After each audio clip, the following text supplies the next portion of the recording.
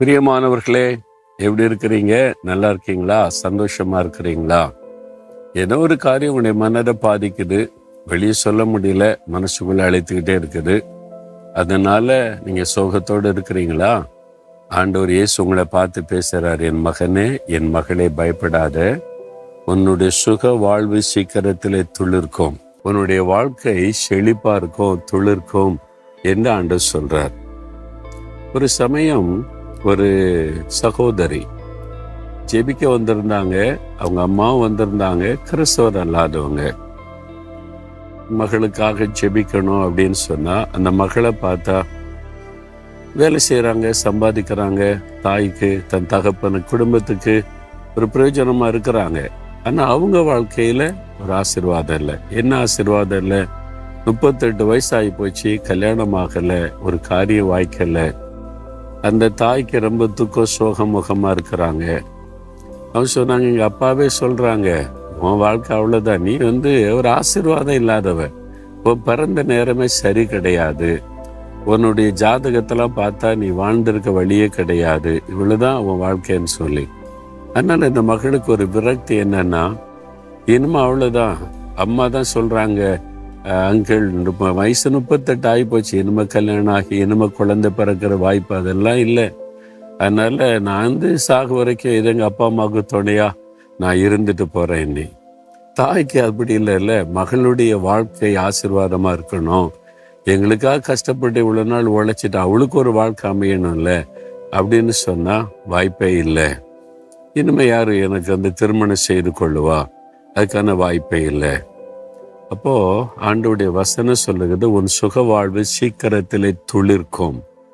நீங்க நினைக்கலாம், வாழ்க்கை பட்டு போச்சுது, வாழ்க்கை முடிஞ்சு போச்சுது, வயசெல்லாம் கடந்து விட்டது, இனிமே எனக்கு ஒரு வாழ்க்கைன்றதே கிடையாது, இனிமே இப்படியே சாகு வரைக்கும் இருந்துட்டு போக வேண்டியதான் அப்படின்னு நினைக்கலாம். ஆனால் உங்களை சிருஷ்டித்த ஒரு தேவன், நீங்க அவரை தேடி வந்திருக்கீங்க, இப்பதான் அவரை தேடி வந்திருக்கிறீங்க. இப்படி ஒரு ஆண்டவர் இருக்கிறார், ஆசீர்வதிக்கிறவர் என்று அறிந்து வந்திருக்கிறீங்கல்ல, அவர் உங்களுக்கு சொல்லுகிறார், என் மகளே, உன் சுக வாழ்வு சீக்கிரத்திலே துளிர்க்கும். இந்த வசனத்துல சொல்லி இருக்கிறார். நீங்க விசுவாசிங்க, உங்களுக்கு ஒரு நல்ல வாழ்க்கையை அமைத்து தேவன் அதை ஆசீர்வதித்து தருவார். அவங்க சிரித்து கொண்டாங்க. இயேசு கிறிஸ்துவை நான் நேசிக்கிறேன், அவரை பற்றி நான் கேள்விப்பட்டிருக்கிறேன், நீங்க சொல்றீங்க, ஆனா எனக்கெல்லாம் இனிமே ஒரு வாழ்க்கை வரும் அப்படின்றலாம் யோசனை இல்லைன்னு சொல்லிட்டு. அந்த ஆண்டவர் பாருங்க, ஒரு பெரிய அற்புதம் செய்தா. இவங்க யாரையும் தேடி போகவும் இல்லை, தேடவும் இல்லை. ஒரு சகோதரர் இவங்களை பற்றி அறிந்து கேள்விப்பட்டு நான் திருமணம் செய்து கொள்ளுகிறேன் என்று சொல்லி திருமணமே செய்து ஆண்டவர் குழந்தைகளையும் கொடுத்து அந்த குடும்பத்தை பெருக பண்ணி, அவங்க ஆச்சரியமா சொன்ன ஒரு காரியம், ஏன் வாழ்க்கை துளிர்க்குன்னு நான் நினைச்சே பார்க்கல, எனக்கு திருமண வயசெல்லாம் கடந்து எவ்வளோ காலங்கள் ஆகிவிட்டது, இனிமே எனக்கு ஒரு வாழ்க்கையா, இனி அவ்வளவுதான் நினைத்திருந்தேன். ஆனால் எப்போ இயேசு கிறிஸ்து கிட்ட வந்தேனோ எனக்கு ஒரு விசுவாசம், அதனால நான் முழுமையா நம்பல. ஆனா கர்த்தர் அவர் வாக்கு கொடுத்தபடி என் வாழ்க்கையை துளிர்க்க பண்ணி இன்னைக்கு ஆசீர்வதித்து குடும்பமாக்கி என் கணவர் குழந்தைகளோட மகிழ்ந்திருக்க செய்திருக்கிறான் என்று சந்தோஷமாய் சொன்னார்கள்.